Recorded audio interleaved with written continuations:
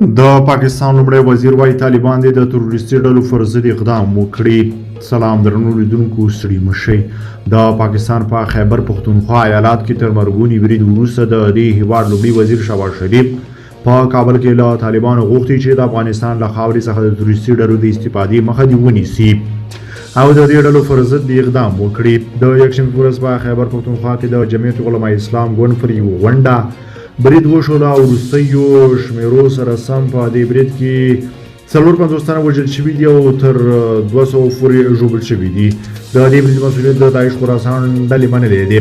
د ډان نیوز د رسنۍ په وینا تېره سه شنبه لسم د زمري د پاکستان لومړي وزیر شهباز شریف د یکشنبې ورځې د برید د ټپیانو د لیدنې پر مهال وویل چې د طالبانو حکومت باید له ټولو د باندې تروریزم پر خلاف چې د افغانستان له خاورې استفاده کوي مشخص اقدامات وکړي. د پاکستان د رسنۍ زیاته کړې چې شهباز شریف په بریدونو کې د افغان وګړو د لاس لرلو او په افغانستان کې د پاکستاني دولت د مخالفو وسلوالو ډلو د ازادۍ او پر ملکي وګړو د بزدلانه حملو د اجرا او طرحې په تړاو اندېښنه ښکاره کړې ده. د پاکستان د بهرنیو چارو وزیر بلاول بوټو زرداری هم په کابل کې له طالبانو غوښتي چې د هغو وسلوالو ډلو پر ضد اقدام وکړي چې د افغانستان له خاورې استفاده کوي.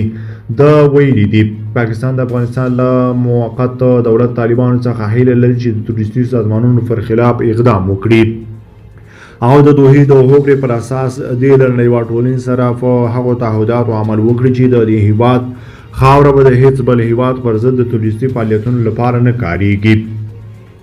نوموړي زیاته کړې ده چې د تروریزم د ګواښ پر وړاندې همکاري دواړو هیوادونو په ګټه ده. زرداری د خپلو خبرو په دوام ویلي چې افغانستان دایمي پوځ تروریزم ضد ځواک او یا هم د پوځ د مدیریت ځواک نه لري چې د نوموړي په وینا د تروریزم سره په مبارزه کې ستونزې پیښوي. دا ویلي چې پاکستان تیار دی چې له افغانستان سره مرسته وکړي ځکه له داسې ګواښونو سره د مقابلې کولو وړتیا لري.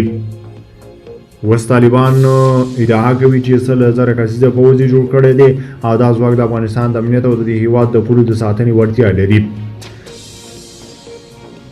اسلامي امارات همداراز د افغانستان له خاورې څخه د تروریستي ډلو د استفادې ادعاوې ردوي. همداراز اسلامي امارات ادعا کوي چې په افغانستان کې د داعش په ځپنې توانېدلي دي.